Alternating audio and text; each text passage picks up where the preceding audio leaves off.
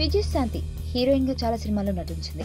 Heroine గాని కాకుండా lady oriented సినిమాలు చూసి తెలుగు ప్రేక్షకులను ఎంతగానో ఆకట్టుకుంది. సినీ రంగంలో మంచి హీరోయిన్ గా రాణించిన విజయశాంతి రాజకీయ రంగంలో మాత్రం పెద్దగా రాణించలేక అట్టర్ ఫ్లాప్ అయింది.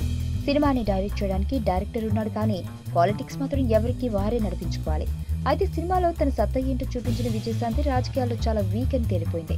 విజయశాంతి రాజకీయాల్లోకి వచ్చాక బీజేపీలో అడుగుపెట్టిన వారితో కలిసి పనిచేశారు. తర్వాత తల్లి తెలంగాణ పార్టీని స్థాపించారు. తర్వాత పార్టీని టీఆర్ఎస్ లోకి విలీనం చేయాల్సి వచ్చింది. ఆ మేరకు మెదక్లో విజయశాంతి లోక్సభ సీట్ ఇచ్చి కేసీఆర్ ఆమెను గెలిపించారు. కానీ స్వభావానురీత్యా కేసీఆర్ ఎంత మొండివారో అలాగే విజయశాంతి కూడా మొండిగట్టే. అయితే కారణాలు ఏమైనా కానీ విజయశాంతి టీఆర్ఎస్ నుంచి బయటకు వచ్చి కాంగ్రెస్ లో చేరింది. ఇప్పుడు కాంగ్రెస్ కూడా దూరంగా ఉంటుంది. ఆ మధ్య ఓ ఇంటర్వ్యూలో పలు ఆసక్తికర విషయాలు తెలిపింది. ఆమెకు శ్రీనివాస్ అనే వ్యక్తితో పెళ్లి జరిగిందని, కానీ విజయశాంతికి మాత్రం పిల్లలు లేరు. కావాలని తన జీవితంలో పిల్లల్ని కనకూడదని నిర్ణయించుకున్నట్లు తెలుపుతుంది.